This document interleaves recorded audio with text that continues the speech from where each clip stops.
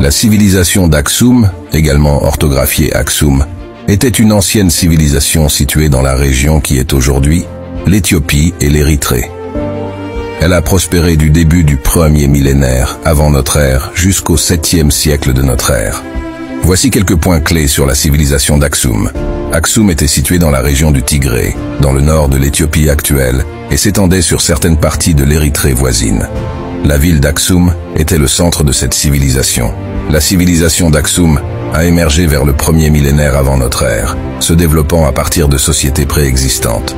Elle est devenue un royaume puissant qui a dominé la mer Rouge et le commerce transsaharien. Aksum était un important centre commercial de l'Antiquité. La civilisation contrôlait des routes commerciales importantes, notamment celles qui reliaient la Méditerranée à l'Inde. Les Aksumites ont profité de cette position pour accumuler des richesses grâce au commerce. L'une des caractéristiques distinctives de la civilisation d'Aksum était son adoption précoce du christianisme. Aksum a été l'un des premiers royaumes chrétiens du monde, et le christianisme est devenu une partie intégrante de sa culture. La civilisation d'Aksum avait sa propre langue, le Ge'ez, qui était écrite dans un script appelé le Ge'ez. Cette écriture a été utilisée pour inscrire des stèles et des inscriptions qui ont survécu jusqu'à nos jours.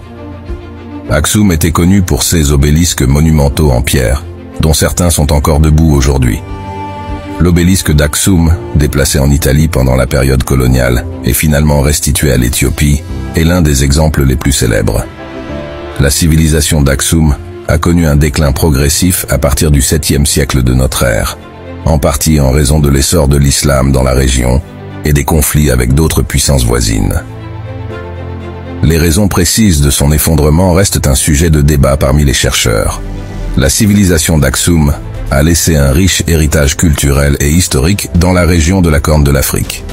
Elle est également considérée comme l'une des premières civilisations chrétiennes du monde, ce qui a contribué à façonner l'identité religieuse de la région jusqu'à nos jours.